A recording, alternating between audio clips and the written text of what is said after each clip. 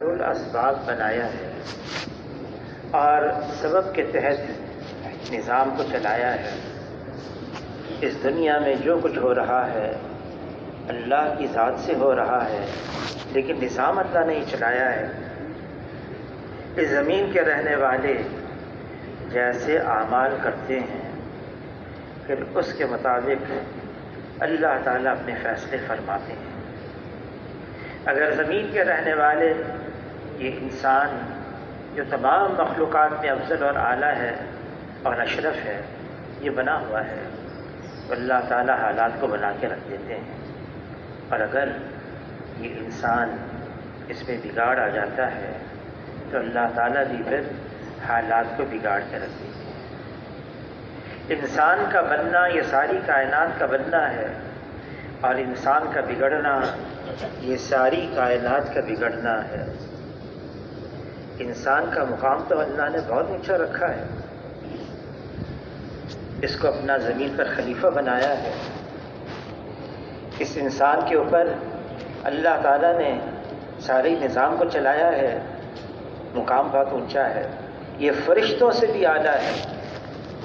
جب اللہ تعالیٰ نے آدم علیہ السلام کو بنایا، تمام فرشتوں کو حکم دیا سجدہ کرو، تمام نے سجدہ کیا، ابلیس نے نہیں کیا۔ تو اللہ نے پوچھا تم نے ایسے کو سجدہ نہیں کیا جس کو میں نے اپنے ہاتھ سے بنایا؟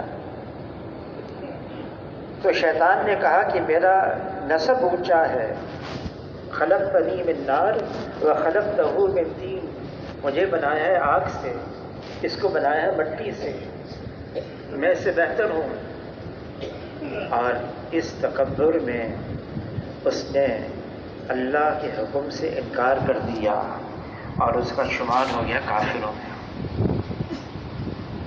یہ واقعہ اللہ نے ایک مرتبہ نہیں کئی مرتبہ اپنے کلام پاک میں دہرایا ہے، واضح کرنے کے لیے یہ انسان اس کا مقام اونچا ہے۔ لیکن اللہ تعالیٰ نے یہ بھی فرما دیا اگر یہ انسان اپنے انسانی صفات کو کھو دے،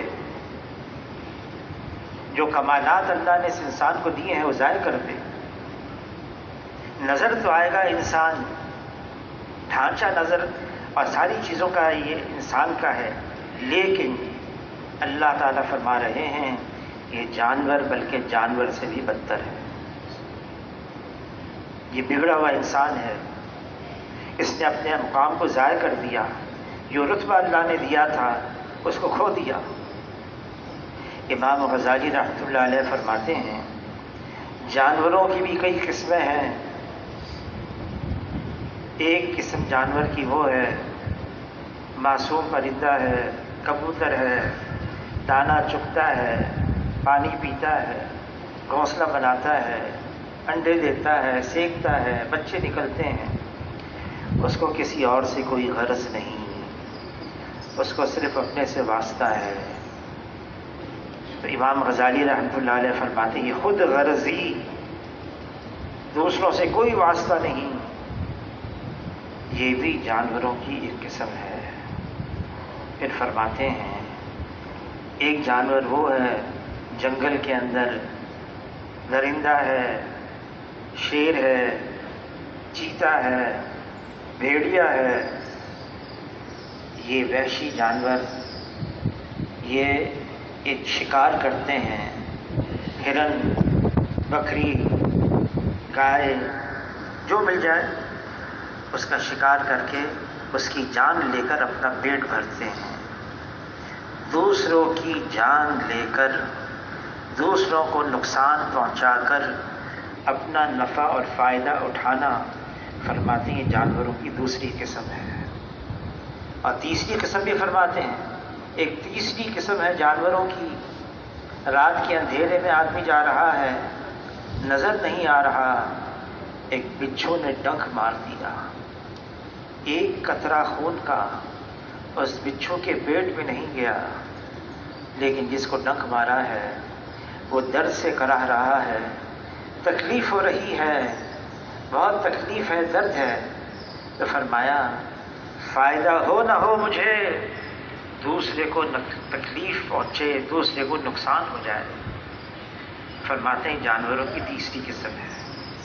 اور انسان جب انسانیت سے گر کر درندگی، حیوانگی کے اندر آتا ہے تو ایک درندہ جنگل کا جب معاشرے میں آزادہ نہ چھوڑ دیا جائے تو وہ کتنوں کو نقصان پہنچائے گا؟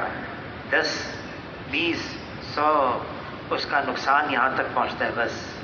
لیکن معاشرے میں بگڑا ہوا انسان جس میں بگاڑ آ چکا ہے، جب یہ معاشرے میں آزادہ نہ پھرتا ہے پھر اس کا نقصان 10، 20، 100 تک محدود نہیں، بلکہ اس کا نقصان ہزاروں، لاکھوں، بلکہ نسلوں تک اس کا نقصان پہنچتا چلا جاتا ہے۔ یہ بگڑا ہوا انسان ہے۔ انسان کا بننا بہت ضروری ہے۔ اس انسانوں کے بنانے کے لیے اللہ تعالیٰ نے نظام چلایا، ایسی بھیج نہیں دیا دنیا کے اندر۔ نظام کیا چلایا؟ اللہ نے اپنے محبوب بندوں کو، چنے ہوئے بندوں کو، انبیاء علیہ السلام کو زمین پر بھیجا، انسانوں کے درمیان میں بھیجا، انسانوں میں سے ہی بھیجا تاکہ ان کو بتائیں، سمجھائیں انسانیت کا درجہ کیا ہے، انسانیت کو کیسے پایا جاتا ہے۔ ہر نبی نے آ کر آواز لگائی انسانوں کی طرف، یا ایھا الناس قولوا لا الہ الا اللہ تفلحوا، اے انسانوں لا الہ الا اللہ کا اقرار کر لو اور کامیاب ہو جاؤ۔ یہ لا الہ الا اللہ یہ کلمہ معرفت ہے، یہ وہ کلمہ ہے جس کے ذریعے سے یہ انسان اپنے خالق اور مالک کو پہچانے۔ جس نے اپنے خالق اور مالک کو پہچان لیا پھر اس کے اندر وہ انسانیت آئے گی، وہ صفات پیدا ہوں گی، وہ اوصاف آئیں گے جس کے ذریعے سے اس سے لوگوں کو نفع اور فائدہ پہنچے گا۔ لا الہ الا اللہ، اس کلمے کو اللہ نے لا سے شروع کیا ہے، نفی پہلے رکھی، انکار۔ لا، اللہ کے علاوہ جو کچھ ہے وہ اللہ کا غیر ہے، وہ اللہ کا ما سوا ہے، وہ اللہ کا سوا ہے، اور جو اللہ کا غیر ہے وہ اللہ کے بغیر کچھ کر نہیں سکتا۔ اللہ خالق ہے اور باقی سب مخلوق ہیں، اللہ مالک ہیں اور باقی سب مملوک ہیں، اللہ رازق ہیں اور باقی سب مرزوق ہیں، اللہ غالب ہیں اور باقی سب مغلوب ہیں، اللہ بنانے والے ہیں اور باقی سب بنی ہوئی ہے۔ اللہ کو پہچانو۔ اللہ تعالیٰ نے کلام پاک میں واضح فرما دیا کہ یہ جن اور انس کو اللہ نے کیوں بنایا ہے۔ وَمَا خَلَقْتُ الْجِنَّ وَالْإِنسَ إِلَّا لِيَعْبُدُونِ، اپنی عبادت کے لیے بنایا ہے۔ اور ابن عباس رضی اللہ تعالیٰ عنہ کی تفسیر میں ہے إِلَّا لِيَعْبُدُونَ سے مراد إِلَّا لِيَعْرِفُونَ ہے۔ اللہ کو پہچانو، وہ ایک ہے، اکیلا ہے، یکتا ہے، تنہا ہے، اللہ کا کوئی ساتھی نہیں، اللہ کا کوئی ثانی نہیں، اللہ کا کوئی متوازی نہیں، اللہ کا کوئی شریک نہیں، وہ وحدہ لا شریک لہ ہے۔ جس نے اللہ کو پہچان لیا پھر اللہ کو چھوڑ کر کہیں اور نہیں جائے گا۔ فَفِرُّوا إِلَى اللَّهِ، اس کا رخ صرف اللہ کی طرف ہوگا، وہ بھاگے گا، وہ دوڑے گا صرف اللہ کی طرف، مال کی طرف نہیں، نقشوں کی طرف نہیں، چیزوں کی طرف نہیں، عہدے منصب کی طرف نہیں، مال والوں کی طرف نہیں، نقشے والوں کی طرف نہیں، عہدے منصب والوں کی طرف نہیں، بلکہ اس کی دوڑ ہوئی صرف اللہ کی طرف، کہ سارا نظام اللہ کے قبضے میں ہے، کرنے والی ذات اللہ کی ہے۔ مخلوق چاہے ظاہری شکل میں کتنی طاقتور نظر آئے، مخلوق ظاہری شکل میں کتنی زوراور نظر آئے، مخلوق ظاہری شکل میں کتنی قوت والی نظر آئے، مخلوق ظاہری شکل میں کتنی کتابت نظر آئے، مخلوق مخلوق ہے اور اللہ کے سامنے اس کی کوئی حیثیت نہیں۔ کیسے ساری مخلوق وجود میں آنے کے لیے اللہ کی محتاج، ایسے ہی ساری مخلوق استعمال ہونے میں بھی اللہ کی محتاج ہے۔ سب اللہ کے محتاج ہیں اور اللہ تعالیٰ اپنے کرنے میں اپنی مخلوق میں سے کسی کی بھی کسی وقت بھی احتیاج نہیں رکھتے۔ اللہ غنی ہے، اللہ صمد ہے، اللہ بے نیاز ہے اور اللہ کی بے نیازی کی کوئی حد اور کوئی انتہا نہیں ہے۔ اللہ کو اپنی تمام مخلوقات پر کلی اختیار اور کامل تصرف حاصل ہے۔ کائنات کا ذرہ ذرہ یہ اللہ کے حکم میں جکڑا ہوا ہے، جو کچھ ہے اللہ کی طرف سے۔ ہاں، چونکہ نظام ایسا بنایا اللہ نے، اس دنیا کے اندر انسان کے اعمال کے اوپر رکھ کر فیصلے ہوتے ہیں۔ حضور صلی اللہ علیہ وسلم فرماتے ہیں، جس کا مفہوم ہے ہر پیر اور جمعرات کو انسان کے اعمال اللہ کے یہاں پیش کیے جاتے ہیں، پیشی ہوتی ہے اعمال کی پیر اور جمعرات کو۔ پھر جیسے اعمال اوپر جاتے ہیں اللہ سے، پھر اس کے مطابق ویسے ہی فیصلے آتے ہیں۔ حالانکہ اللہ تعالیٰ تو خوب باخبر ہیں، جاننے والے ہیں، جانتے ہیں، کوئی چیز اللہ سے چھپی بھی نہیں، کوئی چیز اللہ سے ڈھکی بھی نہیں، یہاں تک کہ دلوں کے اندر کیا خیالات آ رہے ہیں اس سے بھی اللہ خوب باخبر ہے۔ لیکن نظام ایسا چلایا اللہ نے، پھر یہ بھی فرما دیا ظاہر الفساد فی البر والبحر بما کسبت ایدی الناس۔ جتنا فساد ہے خشکی اور تری میں، زمین اور سمندروں میں جتنا فساد ہے، اللہ تعالیٰ کلام پاک میں فرما رہے ہیں اے انسانوں یہ سب تمہارے اپنے ہاتھوں کی کمائی ہے۔ کرنا کیا ہے؟ رجوع الی اللہ، اللہ کی طرف متوجہ ہو جانا ہے۔ حضور صلی اللہ علیہ وسلم کے زمانے میں ذرا آندھی تیز چلتی، طوفان آ جاتا، سورج گرہن ہو جاتا، چاند گرہن ہو جاتا، حضور صلی اللہ علیہ وسلم اپنے صحابہ کے ساتھ مسجد میں آتے، اللہ کی طرف متوجہ ہو جاتے، اللہ سے مانگتے۔ اللہ کی طرف متوجہ ہو جانا، رجوع الی اللہ، پھر اللہ سے معافی مانگنا۔ ایک بزرگ کا قصہ آتا ہے، وہ کہتے ہیں میں گھر پہنچتا ہوں، میرے بچے نافرمان، بیوی بات نہیں مان رہی، سواری کا جانور سرکش ہو گیا۔ میں مسجد میں جاتا ہوں، میں 2 رکعت نماز پڑھتا ہوں، اللہ سے معافی مانگتا ہوں، میں گھر آتا ہوں، میرے بچے بھی صحیح، بیوی بھی متی، جانور بھی سرکشی ختم، سارا نظام بدل گیا۔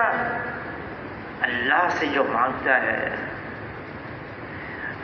حکم دیا ہے اللہ نے کلام پاک میں، مجھ سے مانگو، پھر اللہ تعالیٰ نے وعدہ کیا ہے مجھ سے مانگو گی تو دوں گا۔ کیا مانگنا ہے؟ چھوٹی سی چھوٹی چیز، جوتے کا تسمہ ٹوٹ جائے، فرمایا یہ بھی اللہ سے مانگو، گھر میں نمک کی ڈلی نہیں، یہ بھی اللہ سے مانگو، بڑی سے بڑی فرمایا جنت الفردوس، یہ بھی اللہ سے مانگو۔ ہم تو ہر اعتبار سے محتاج ہیں اس بات کے کہ اللہ تعالی ہم پر اپنا فضل فرمائے، اللہ تعالیٰ کلام پاک میں فرما رہے ہیں اے انسانوں تم سارے کے سارے محتاج ہو، یا ایھا الناس انتم الفقراء الی اللہ، تم اللہ کے یہاں سب فقیر ہو، محتاج ہو، غنی تو اللہ کی ذات ہے جو سب کو دے رہا ہے۔ اللہ سے مانگنا ہے۔ اب یہ جو مہینہ آ رہا ہے ذی الحجہ کا، اس کو ذی الحجہ اس لیے کہتے ہیں، اس یہ مہینے میں حج ہوتا ہے، پھر یہ پورے سال کا آخری مہینہ ہے، اس کے بعد پھر نیا سال شروع ہو جائے گا محرم۔ ذی الحجہ سال کا آخری مہینہ، اور حضور صلی اللہ علیہ وسلم کی عادت مبارک تھی، اختتام پر اعمال ہو، کوئی بات ہو، استغفار کرتے تھے، اللہ سے معافی مانگتے تھے۔ پھر اس مبارک مہینہ تو ہے ہی اسی لیے اللہ کی طرف متوجہ ہو جاؤ، رجوع کرو اللہ کی طرف۔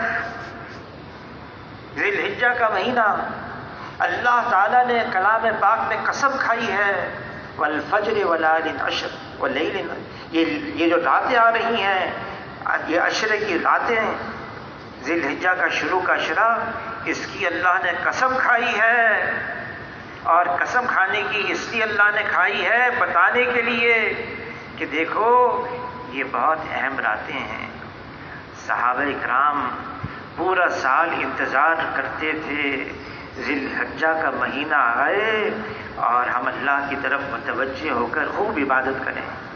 حضور صلی اللہ علیہ وسلم فرماتے ہیں سارا سال عبادت کرے، لیکن جو پہلے عشرے ذی الحج کے پہلے عشرے میں اللہ کی عبادت کرے، اس عبادت کو کوئی نہیں پہنچ سکتا، یہ سب سے محبوب دن ہے عبادت کے۔ پھر اس کے بعد 9 ذی الحجہ ہے، اس کے بعد 10 ذی الحجہ ہے، اور علماء حضرات فرماتے ہیں اس عشرے کی عبادت کا یہ اجر ہے، یہ ثواب ہے، جو دن میں روزہ رکھے 1 سال روزہ رکھنے کا اجر اس کو ملے گا، جو رات کو عبادت کرے اس کو شب قدر کی عبادت کا اجر ملے گا۔ ہاں 10 ذی الحجہ کو، 11 کو، 12 کو، 13 ذی الحجہ کو روزہ رکھنا اس کی ممانعت ہے، لیکن اس کے علاوہ عائشہ رضی اللہ تعالیٰ عنہا فرماتی ہیں میں سارا سال 9 ذی الحجہ کا انتظار کرتی کہ میں روزہ رکھوں، مجھے نفلی روزے میں کوئی دن اس سے زیادہ محبوب نہیں بلکہ 9 ذی الحجہ ہے۔ جو 9 ذی الحجہ کو روزہ رکھے، حدیث پاک کا مفہوم ہے اس کے 1 سال کے پچھلے 1 سال کے گناہ معاف، اور آئندہ 1 سال کے گناہ بھی معاف۔ صحابہ کرام انتظار میں رہتے تھے یہ مہینہ آ جائے، یہ عشرہ شروع ہو اور ہم اللہ کی طرف متوجہ ہو جائیں، ہم عبادت کریں، اللہ سے مانگیں۔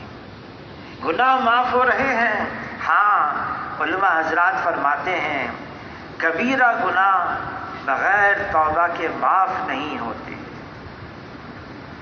توبہ اس کے 3 جز ہیں۔ پہلا جز یہ ہے شرمندگی، افسردگی، مایوسی اللہ سے، اے اللہ میں نے بہت غلط کر لیا، مجھے نہیں کرنا چاہیے تھا۔ معافی مانگنا اللہ سے، اے اللہ مجھے معاف کر دے۔ یہ جو شرمندگی ہے گناہ کرنے کے بعد، یہ ایمان کی علامت ہے۔ فرمایا ایمان وہ ہے نیکی تم کو خوش کر دے، برائی تم کو رنجیدہ کر دے۔ توبہ کے 3 جز ہیں۔ پہلا جز آدمی کو افسوس ہو میں نے برا کیا، یہ افسردگی یہ خود کفارہ بن جاتا ہے اس گناہ کا۔ علی رضی اللہ تعالیٰ عنہ فرماتے ہیں میں نے صدیق اور صادق یعنی ابو بکر رضی اللہ تعالیٰ عنہ سے یہ سنا، انہوں نے حضور صلی اللہ علیہ وسلم سے یہ سنا جو کسی سے گناہ ہو جائے، اللہ کی نافرمانی ہو جائے، پھر اس کے اندر افسوس پیدا ہو، شرمندگی ہو، افسردگی ہو، وہ وضو کرے۔ کسی مسلمان کو حقیر نہ جانو کہ صغیر مسلمان بھی اللہ کی نگاہ میں کبیر ہے۔ جو اتنا کہتا ہے میں مسلمان ہوں، میں حضور صلی اللہ علیہ وسلم کا امتی ہوں، اس کی ہم قدر کریں، کیونکہ خبر بھی ایک وقت آئے گا، ایک وقت آنے والا ہے، صبح کو کہے گا میں مسلمان ہوں اور شام ہوگی اور کہے گا میں مسلمان نہیں ہوں۔ ایسے وقت کے آنے سے پہلے پہلے جو یوں کہہ رہا ہے میں مسلمان ہوں، اس کے اس کہنے سے ہم فائدہ اٹھا لیں۔ تو مولانا یوسف صاحب رحمۃ اللہ علیہ جہاں فساد ہو جاتا، سیلاب آ جاتا، جماعتیں بھیجتے تاکہ اللہ کا غصہ ٹھنڈا ہو۔ اب ہمارے سندھ کے اندر ایسی پٹی ہے، ساحلی پٹی، ان کو نقل مکانی کیا گیا ہے، گاؤں ویران ہو گئے، ان کو نکال دیا اپنے گاؤں سے، گھروں سے، شہروں سے، اور دوسری اونچی جگہوں پر ان کو جو ہے جگہ دی ہے، پناہ دی ہے، اور وہ بہت ساری ضروریات سے وہ اپنی ضروریات سے محروم ہو گئے۔ ان جگہوں پر جماعتیں لے کر جانا ہے، ان کے پاس جانا ہے۔ اب وقت آ گیا ہے، اللہ کی طرف متوجہ ہو جاؤ، رجوع الی اللہ، اللہ سے معافی مانگو، ہم بھی تمہارے ساتھ شامل ہیں۔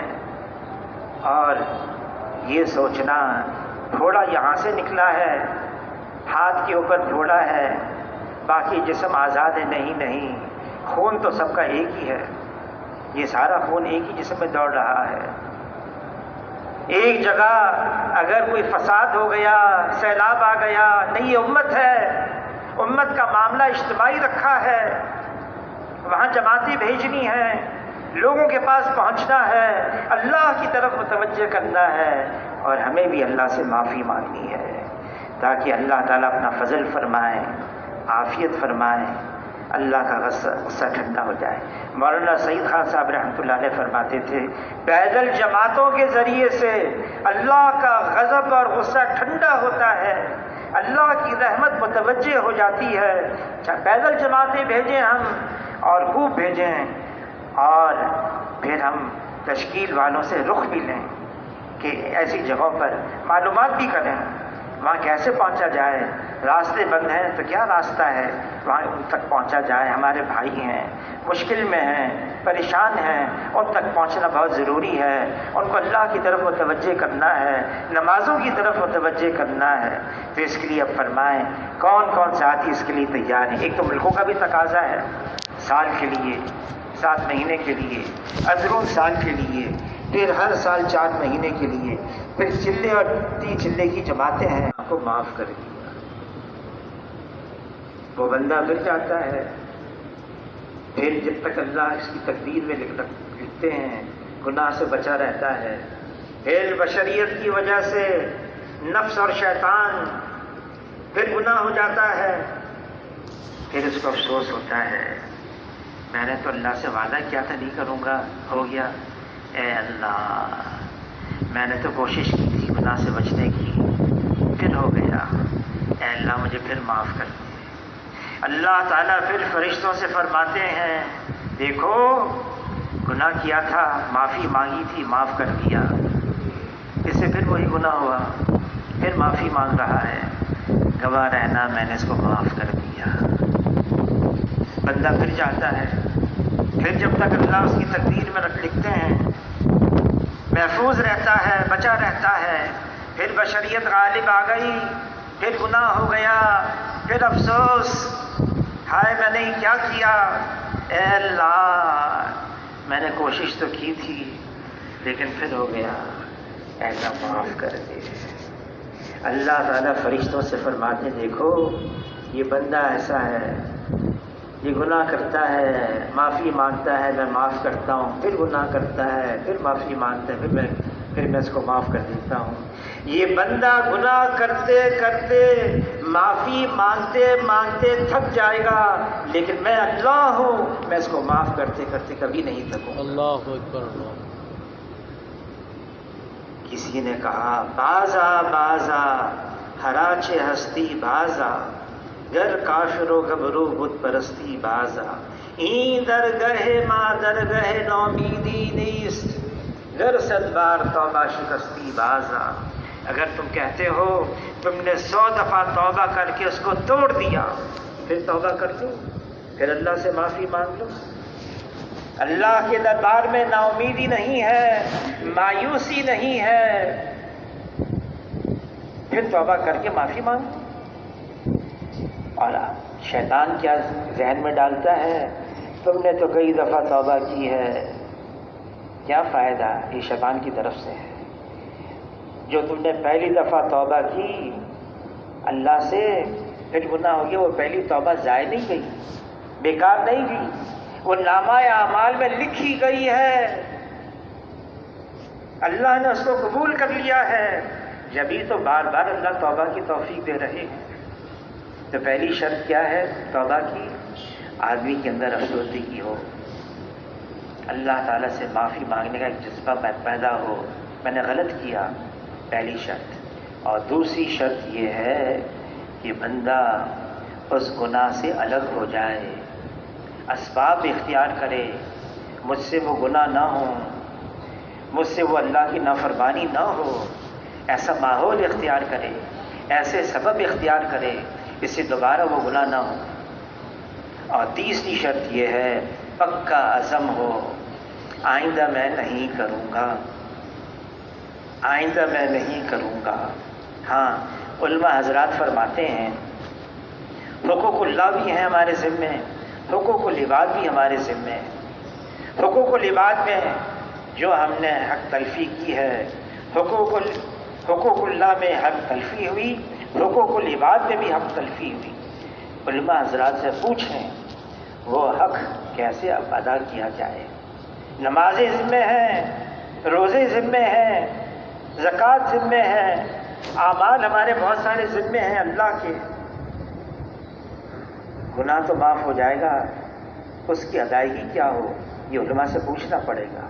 پھر حقوق العباد ہے، کسی کا حق مار دیا، گناہ تو معاف ہو گیا، لیکن وضو خانے میں گئے اور وضو خانے میں بیٹھ کر دیکھا کسی کی گھڑی پڑی ہوئی ہے، چپکے سے جیب میں ڈال دی، بعد میں خیال آیا میں تو غلط کیا، معافی مانگے، توبہ تو قبول ہو جائے گی، اللہ تعالیٰ معاف تو کر دیں گے، لیکن وہ گھڑی اس کو واپس پہنچانی پڑے گی، وہ انتظام کرنا پڑے گا جس کی گھڑی ہے اس تک پہنچ جائے۔ تو حقوق العباد بھی ہیں۔ اور پھر آدمی ایسی زندگی اختیار کرے آئندہ اس سے گناہ نہ ہو۔ علی رضی اللہ تعالیٰ عنہ سے حضور صلی اللہ علیہ وسلم نے ایک دعا سکھائی، اور دعا کی شروع کے الفاظ یہ ہیں اللہم ارحمنی بترک المعاصی ابدا ما ابقیتنی، اے اللہ مجھے اپنی رحمت کی چادر میں ڈھانپ دے، میں ہمیشہ کے لیے گناہ کرنا چھوڑ دوں۔ حضور صلی اللہ علیہ وسلم امت کو پیغام دے رہے ہیں مانگو اللہ سے، کوشش بھی کرو اللہ سے مانگو بھی، اے اللہ مجھے ایسا بنا دے میں آپ کی نافرمانی کرنا چھوڑ دوں، مجھے ایسا بنا دے میں تجھ کو ہمیشہ راضی رکھوں، تجھے کبھی ناراض نہ کروں۔ یہ کائنات کا نظام اللہ نے اس طرح سے چلایا ہے، اللہ کی طرف متوجہ ہو جانا، پھر اللہ سے معافی مانگنا۔ پھر یہ مبارک مہینہ قربانی کا ہے، قربانی کا مہینہ ہے۔ ابراہیم علیہ السلام اللہ کے حکم پر اپنی بیوی کو، نومولود بچے کو وادی غیر ذی زرع میں چھوڑ کر آ گئے، ایسی وادی میں جہاں کوئی زندگی کے اسباب نہیں، کچھ راشن دے کر گئے، کھانے پینے کا سامان وہ بھی ختم ہو گیا، ایک عورت ہے، معصوم بچہ ہے، اب بچے کو بھی بھوک لگی ہے، عورت ہے، ماں ہے، کیا کریں؟ اب وہ صفا مروہ پہاڑی کے درمیان دوڑنے لگی۔ اللہ نے جبرائیل علیہ السلام کو بھیجا، جہاں اسماعیل علیہ السلام اپنی ایڑی رگڑ رہے تھے وہاں پر مارا اور وہاں سے چشمہ جاری ہو گیا۔ زمزم صرف چند فٹ کے فاصلے پر ہے بیت اللہ سے، خانہ کعبہ سے، کنواں، اور ایسا پانی ہے جس نیت سے کوئی یہ پانی پیے اللہ اس نیت کو پورا فرمائے۔ بھوک لگی ہے، پانی پی لے زمزم کا، بھوک ختم۔ بیماری لگی ہے، زمزم کا پانی پی لے، بیماری ختم۔ حاجی صاحب، حاجی عبد الوہاب صاحب نے، ایک صاحب نے کہا اتنا موٹا چشمہ پہنا ہوا، کہیں زمزم ہے یہ پی لو اور دعا مانگو کہ اللہ تعالیٰ یہ چشمہ یہی چھڑوا دے۔ آدمی کہ اصل میں یقین کی بات ہونی چاہیے، یقین۔ حاجی صاحب نے فرما دی، یقین آ گیا، زمزم پینا شروع کیا، دعا بھی مانگنا شروع کر دی۔ کچھ عرصے کے بعد جب وہ رائے ونڈ آئے، وہ صاحب چشمہ نہیں تھا۔ حاجی صاحب نے پوچھا چشمہ کہاں گیا؟ کہنے لگا آپ نے تو نسخہ بتایا تھا، میں دعا مانگتا رہا، وہ میری بینائی بالکل صحیح ہو گئی۔ ایسا دور سے نظر آتا ہے بہترین انداز سے بغیر چشمے کے۔ حضور صلی اللہ علیہ وسلم نے فرمایا کہ جو زمزم کا پانی جیسے پی، ماء زمزم لما شرب لہ، جس نیت سے پیے گا وہ نیت اللہ اس کو ضرور پوری فرمائے گی۔ زمزم اللہ نے چشمہ جاری کر دیا۔ اب وہاں پر اسماعیل علیہ السلام اپنی ماں کی تربیت میں پرورش پا رہے ہیں، بڑے ہو گئے۔ اللہ تعالیٰ نے ابراہیم علیہ السلام کو خواب کے ذریعے سے یہ بات پہنچائی، بچے کو جا کے ذبح کر کے آؤ۔ اب بچہ ہے، کتنے سال کا ہے؟ بعض کہتے ہیں 9 سال کا، بعض کہتے ہیں 11 سال کا، 13 سال کا، بس۔ اب ابراہیم علیہ السلام آئے، اسماعیل علیہ السلام کو لے کر گئے۔ شیطان آیا مائی ہاجرہ کے پاس، ذبح کرنے کے لیے لے کے جا رہے ہیں، کیسے ہو سکتا ہے ایک باپ اپنے بیٹے کو ذبح کر دے؟ اب بہت کوشش کی شیطان نے، جب نہ مانا مائی ہاجرہ نے، شیطان نے کہا اللہ کا حکم ہے اس لیے لے کے جا رہے ہیں۔ مائی ہاجرہ نے کہا تم مجھے اللہ کے حکم سے روک رہے ہو؟ اللہ کا حکم ہے، تم تو شیطان ہو۔ شیطان بھاگا وہاں سے۔ پھر اسماعیل علیہ السلام، شیطان راستے میں آیا، بہکانے لگا۔ 3 مقام پر اسماعیل علیہ السلام اس کو کنکریاں مارتے رہے، بھگاتے رہے، اور جب مینا کی اس وادی میں پہنچے جہاں ذبح کرنا تھا، پھر ابراہیم علیہ السلام نے اسماعیل علیہ السلام کو اپنا خواب سنایا۔ میں نے یہ خواب دیکھا ہے، اللہ مجھے حکم دے رہے ہیں میں تمہیں ذبح کروں۔ اب بچہ ہے 9 سال کا، 13 سال کا۔ اسماعیل علیہ السلام فرما رہے، ماں نے تربیت کی ہے۔ اسماعیل علیہ السلام فرما رہے ابا جان، جو اللہ نے آپ کو حکم دیا اسے کر گزرے، آپ مجھے صبر کرنے والوں میں پائیں گے، لیکن آپ باپ ہیں، میں بیٹا ہوں، ہماری نظریں نہ ملیں، مجھے چہرے کے بل لٹا دو، اپنی آنکھوں پر پٹی باندھ دو، پھر چھری چلاؤ۔ ایسا ہی کیا، پوری قوت سے ابراہیم علیہ السلام نے چھری چلائی اور پٹی کھولی تو دیکھا اسماعیل علیہ السلام تو مسکراتے ہوئے برابر میں کھڑے ہوئے ہیں، اور جو ذبح کیا وہ تو مینڈا تھا۔ اللہ نے جنت سے مینڈے کو اتارا اور اس مینڈے کو ذبح کروا دیا، اور بتانے کے لیے اللہ تعالیٰ قربانی مانگتے ہیں، لیتے نہیں ہیں۔ اور ذبیح اللہ، اسماعیل علیہ السلام کا لقب پڑ گیا ذبیح اللہ۔ اس قربانی کی یاد میں، اس قربانی کی یاد میں ابراہیم علیہ السلام نے تو اسماعیل علیہ السلام کے گلے میں چھری پھیرنے کے لیے پوری طاقت استعمال کی، اور یہ پیغام ہے اے مسلمانوں، اپنی جی چاہی کو، اپنی مرضی کو، اپنی خواہشات کو اس کے گلے پر اپنی پوری قوت سے چھری پھیرو، من چاہی چھوڑ دو، رب چاہی اختیار کرو، جی چاہی پر مت تلو، اللہ کے چاہنے کے مطابق زندگی گزارو۔ جس نے اللہ کے چاہنے کے مطابق زندگی گزاری، آخرت تو بنی ہوئی ہے، اس دنیا کو بھی اللہ بنا کے رکھ دے گی، یہ دنیا بھی بن جائے گی۔ جس نے جی چاہی کو قربان کر دیا، من چاہی کو قربان کر دیا۔ ہاں، جی چاہی کو قربان کرنے میں آدمی کو برداشت کرنا پڑتا ہے، صبر کرنا پڑتا ہے، اس میں آدمی کو تحمل مزاجی سے کام لینا پڑتا ہے، برداشت کرنا۔ حضور صلی اللہ علیہ وسلم کے پاس بحرین سے ایک وفد آیا، مدینہ منورہ پہنچا۔ یہ بحرین یہ دمام کے قریب جگہ ہے سعودی عرب کے اندر، وہاں سے یہ وفد آیا، لمبا فاصلہ، مٹی میں ایٹے ہوئے، تھکے ہوئے۔ مسجد نبوی کی جو دیوار تھی بہت چھوٹی تھی، جیسے قریب پہنچے حضور صلی اللہ علیہ وسلم پر نگاہ پڑی، مسجد کے اندر بیٹھے ہوئے سارے ساتھی اپنے سواریوں سے کود کود کر حضور کے پاس، ان کا جو سردار تھا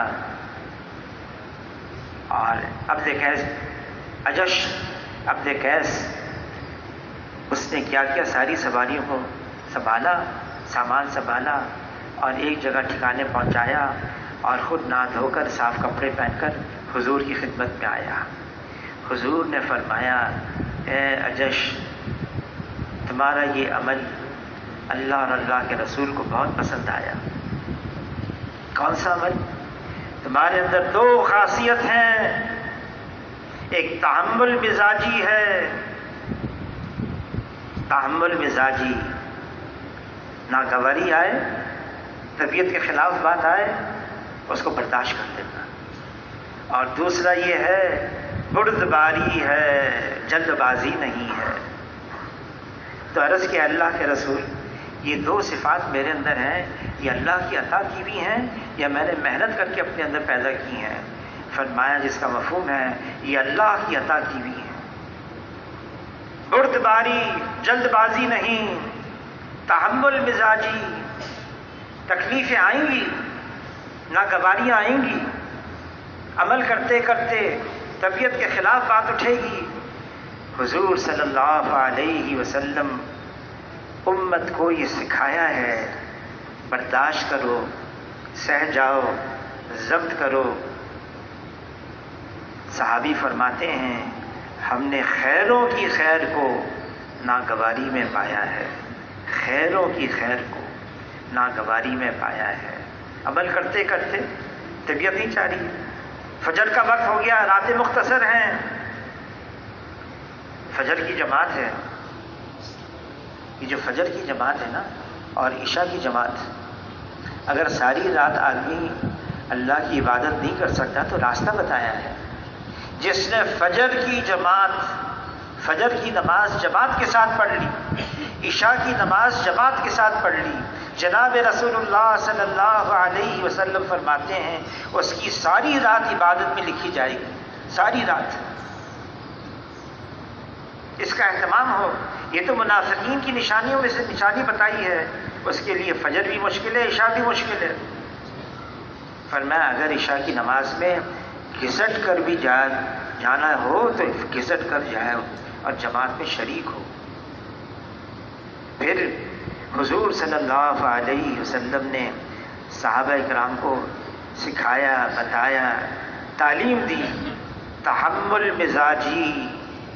ابو بکر رضی اللہ تعالیٰ کے ساتھ جا رہے ہیں، جناب رسول اللہ صلی اللہ علیہ وسلم، راستے میں کوئی مخالف مل گیا، اس نے برا بھلا کہنا شروع کر دیا ابو بکر رضی اللہ تعالیٰ عنہ کو، ابو بکر رضی اللہ تعالیٰ عنہ جن کے بارے میں حضور صلی اللہ علیہ وسلم فرما گئے ہیں میں تمام کے احسانات کا بدلہ دے چکا ہوں، ابو بکر کے احسانات کا بدلہ اللہ تعالیٰ حشر کے میدان میں میری طرف سے خود عطا فرمائیں گے۔ ابو بکر رضی اللہ تعالیٰ عنہ، اس مخالف نے برا بھلا کہنا شروع کر دیا، حضور صلی اللہ علیہ وسلم بھی ساتھ ہیں۔ اب ابو بکر رضی اللہ تعالیٰ عنہ حضور صلی اللہ علیہ وسلم کی طرف دیکھ رہے ہیں، یہ آدمی مجھے برا بھلا کہہ رہا ہے۔ حضور صلی اللہ علیہ وسلم خاموش سن رہے ہیں، بلکہ مسکرا بھی رہے ہیں۔ ابو بکر حیران پریشان، آخر رہا نہیں گیا، ابو بکر رضی اللہ تعالیٰ نے اس کو جواب دے دیا، اس کو بھی برا بھلا کہنا شروع کر دیا، اس مخالف کو۔ حضور صلی اللہ علیہ وسلم تشریف لے گئے، ابو بکر رضی اللہ تعالیٰ پیچھے پیچھے، اے اللہ کے رسول، وہ مجھے برا بھلا کہہ رہا تھا، آپ کھڑے ہوئے تھے، سن رہے تھے، بلکہ مسکرا بھی رہے تھے، میں نے جواب دیا تو اب چلے آئے۔ فرمایا جس کا مفہوم ہے ابو بکر، جب وہ تمہیں برا بھلا کہہ رہا تھا، اللہ نے ایک فرشتے کو مقرر کیا تھا، وہ اس کو جواب دے رہا تھا، میں فرشتے کا جواب سن رہا تھا، فرشتے کے جواب پر مجھے مسکرانا آ رہا تھا، تم نے جواب دے دیا، فرشتہ چلا گیا تو وہ بھی چلا گیا، میں بھی چلا آیا۔ تم نے جواب دے دیا، فرشتہ چلا گیا، میں بھی چلا آیا۔ امت کو پیغام دیا، برداشت کر لو، سہ جاؤ، ضبط کرو، ناگواری آئی ہے، طبیعت کے خلاف بات اٹھی ہے۔ حضور صلی اللہ علیہ وسلم فرماتے اس کا مفہوم ہے، ایمان والے کا حال بھی عجیب ہے، ناگواری آتی ہے، صبر کرتا ہے، خوشحالی آتی ہے، شکر کرتا ہے، دونوں خیر میں ہیں، دونوں جذبات خیر کے ہیں۔ ناگواری آئی، صبر، اور راحت پہنچی، شکر، فرمائے دونوں خیر پر۔ صبر کہاں تک کرنا ہے؟ حضور صلی اللہ علیہ وسلم عبداللہ ابن عباس رضی اللہ تعالیٰ عنہ فرماتے ہیں، ایک ساتھی سے فرمانے لگے، دیکھو وہ دور دیکھو عورت، حبشی عورت، بوڑھی عورت، یہ اہل جنت میں سے ہے۔ پھر قصہ سنانے لگے، ایک مرتبہ میں حضور صلی اللہ علیہ وسلم کے ساتھ تھا، یہی عورت آئی اور کہنے لگی، اللہ کے رسول، میں آپ کی خدمت میں اس لیے آئی ہوں، دعا کروانے کے لیے آئی ہوں، مجھے مرگی کا دورہ آتا ہے، آپ دعا فرمائیں، اللہ تعالیٰ یہ بیماری مجھ سے ختم فرما دے۔ جناب رسول اللہ صلی اللہ علیہ وسلم نے فرمایا، ہاں میں دعا کروں گا تو یہ بیماری ختم ہو جائے گی، لیکن اگر تم اس بیماری کی وجہ سے صبر کرو، میں اللہ کا رسول اس بات کی ضمانت دیتا ہوں تمہارے لیے جنت ہے۔ کیا چاہیے؟ دعا مانگو، بیماری دور ہو جائے، یا جنت چاہیے؟ عورت کہنے لگی، اے اللہ کے رسول، مجھے تو جنت چاہیے۔ حضور صلی اللہ علیہ وسلم فرمایا، صبر کرنا، صبر کا بدلہ جنت ہے۔ پھر جاتے جاتے کہا، اے اللہ کے رسول، میں تو عورت ذات ہوں، مرگی کا دورہ آ جائے، ایسا نہ ہو میرا سطر کھل جائے، اتنا تو دعا کر لیں، دورہ جب آئے میرا سطر محفوظ رہے۔ حضور نے دعا مانگ لی۔ عبداللہ ابن عباس رضی اللہ تعالیٰ فرماتے ہیں، اس پر مرگی کے دورے آتے رہے اور کبھی اس کا سطر نہیں کھلا۔ کیا ہے؟ صبر کرنا، برداشت کر لینا، سہ جانا۔ حضور صلی اللہ علیہ وسلم کے صحابہ، مرد ہو یا عورت ہو، بوڑھا ہو یا جوان ہو، کوئی ناگواری آ گئی، پریشانی آ گئی، واویلا نہیں، شور شرابہ نہیں، چیخنا چلانا نہیں، ضبط کرنا۔ ابو طلحہ ایک صحابی ہیں، فرماتے ہیں، مجھے اللہ نے ایک بچہ دیا اور حضور صلی اللہ علیہ وسلم کی خدمت میں اس کو لے کر آتا، حضور اس بچے سے مانوس ہو گئے، یہاں تک کہ بچہ رینگنے لگا، پھر چلنے بھی لگا۔ حضور اس سے بہت محبت، وہ بچہ بیمار ہو گیا، اتنا بیمار ہو گیا، میری بیوی اس کی خدمت میں۔ شام کو میں کام سے گھر آیا، بیوی سے پوچھا بچے کا کیا حال ہے؟ کہ بچے کو آرام آ گیا۔ میں مطمئن ہو گیا۔ ابو طلحہ فرماتے میں مطمئن ہو گیا، بچے کو اطمینان آرام آ گیا۔ پھر رات کو میری بیوی جیسے میاں بیوی آپس میں ملتے ہیں اس طرح سے ملاپ ہوا، اور صبح صادق سے پہلے بیوی نے کہا مجھے آپ سے ایک بات کرنی ہے۔ کیا بات ہے؟ ایک سوال کرنا ہے۔ کیا سوال ہے؟ کوئی امانت دے۔ پھر کچھ وقفے کے بعد کہے میری امانت واپس کرو۔ کیا کرنا چاہیے؟ فرمانے لگے میں نے بیوی سے کہا امانت واپس کرو، اس کی امانت ہے۔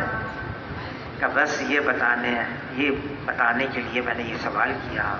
اللہ نے ایک امانت دی، پھر واپس لے لی، گھبراؤ مت، میں نے اس کو نہلا لیا، کفنا دیا۔ فجر کی نماز کے لیے جاؤ گے اپنے بیٹے کی لاش کو ساتھ لے کے جانا، حضور اس کی نماز جنازہ پڑھا لیں گے۔ صحابی حیران، ایک عورت ذات ہے، فجر کی نماز کے لیے جنازے کو لے کر گئے، حضور کے سامنے رکھا، سارا قصہ سنا دیا۔ حضور نے برکت کی دعا دی، برکت کی دعا دی، اس رات کے ملاپ سے تمہیں اللہ بہترین قسم کی اولاد دے۔ فرمایا کتنے لڑکے ہوئے اور سارے قرآن کے حافظ بن گئے۔ صبر کرنا، ناگواری آ گئی ہے، پریشانی آ گئی ہے، اللہ کی طرف متوجہ ہو جانا، اللہ سے مانگنا۔ اور یہ جتنی پریشانی آتی ہیں راستہ بند کرنے کے لیے نہیں آتی، بلکہ سیدھے راستے پر ڈالنے کے لیے آتی ہیں، رجوع الی اللہ کے لیے آتی ہیں، اللہ سے مانگنے کے لیے آتی ہیں، استغفار کے لیے آتی ہیں، اپنے اعمال کی اصلاح کے لیے آتی ہیں۔ اللہ تعالیٰ نے یہ ہمیں عجیب کام دیا ہے، تبلیغ کا کام۔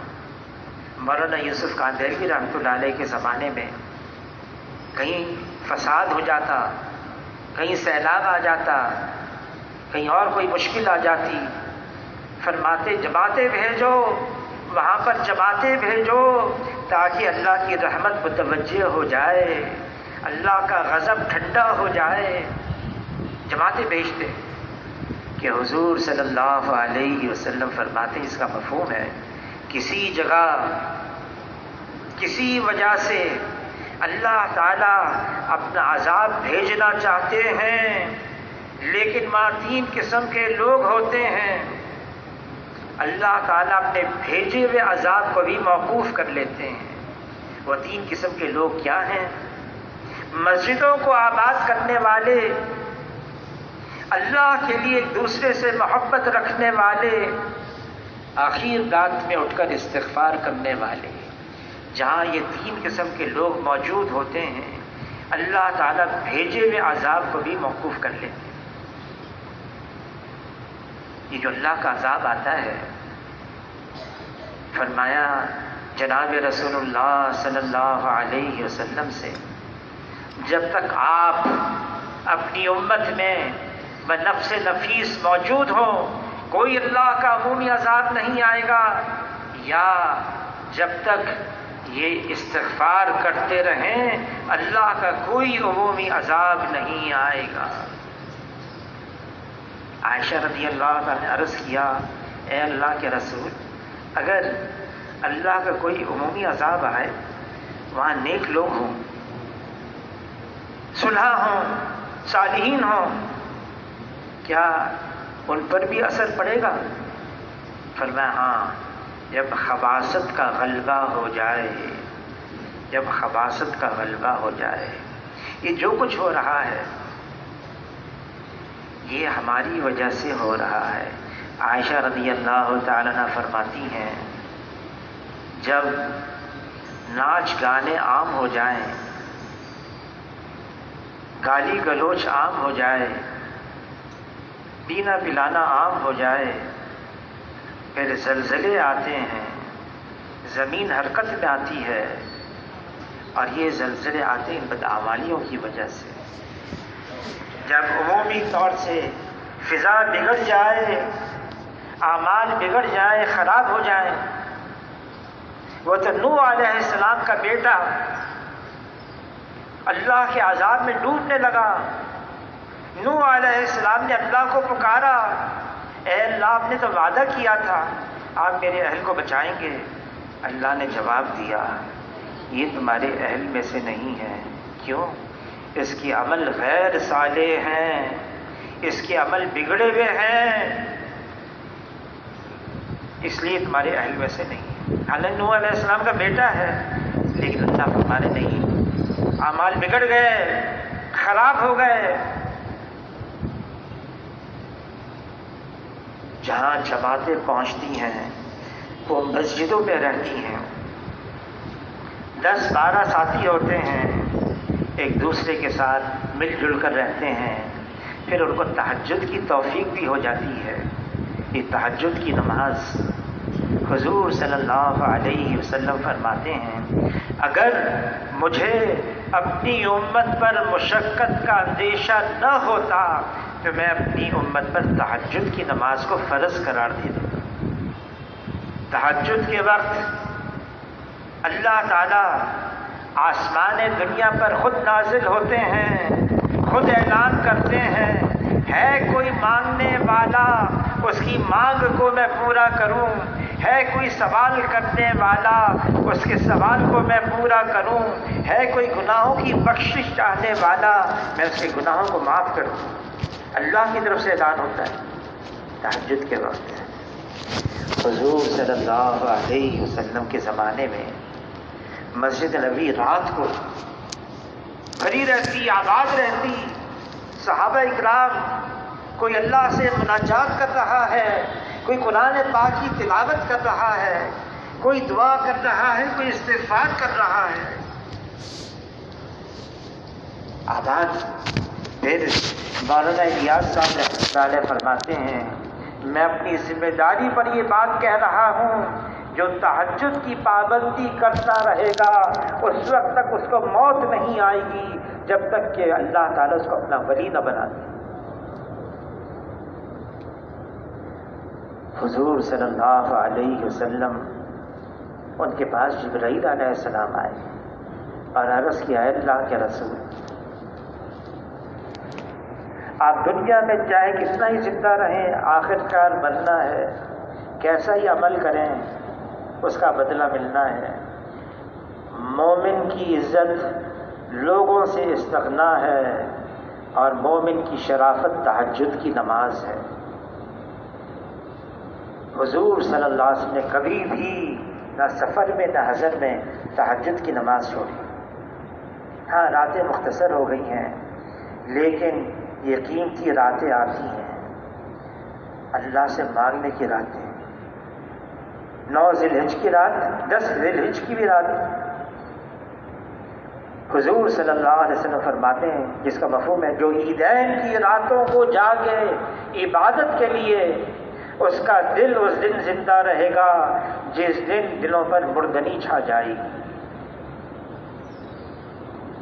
عید کی رات، عید الاضحیٰ کی رات، پھر 9 ذی الحجہ کی رات، 8 ذی الحجہ کی رات، یہ راتیں جاگنے کی ہیں، مانگنے کی ہیں۔ اللہ سے مانگیں، اپنے لیے بھی مانگیں، اپنے علاقے والوں کے لیے بھی مانگیں، ملک والوں کے لیے بھی، اور ساری امت کے لیے مانگیں۔ فرمایا، جس کو امت کے لیے کوئی پریشانی نہ ہو، امت کے کوئی خیال نہ ہو، اس کو امت سے کیا واسطہ؟ یہ امت ہے۔ حضور صلی اللہ علیہ وسلم اپنے پیچھے ایک امت چھوڑ کر گئے، کوئی قوم نہیں، کوئی زبان والے نہیں، کوئی علاقے والے نہیں، کوئی طبقے والے نہیں، کوئی قبیلے والے نہیں۔ حجۃ الوداع کے موقع پر حضور صلی اللہ علیہ وسلم نے واضح اعلان فرمایا، تم سب ایک مرد اور ایک عورت سے بنائے گئے ہو، پیدا کیے گئے ہو، پھر اللہ نے مختلف قبائل میں تمہیں تقسیم کیا، پہچاننے کے لیے، تعارف کے لیے، تفاخر کے لیے نہیں۔ کسی عربی کو اجمی پر فوقیت نہیں، کسی اجمی کو عربی پر فوقیت نہیں۔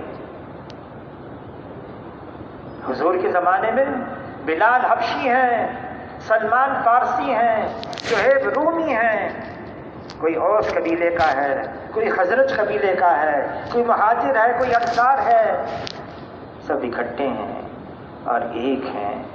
اس امت کی قوت کو، طاقت کو اکٹھا رہنے میں رکھا ہے۔ اور کیسے اکٹھا رہیں؟ فرمایا میری امت جسد واحد کی طرح سے ہے، ایک جسم کی مانند ہے۔ جسم کے مختلف اعضاء ہیں، سر ہے، دھڑ ہے، سر میں کان ہے، آنکھ ہے، ناک ہے، منہ ہے، دھڑ میں ہاتھ ہے، پاؤں ہے۔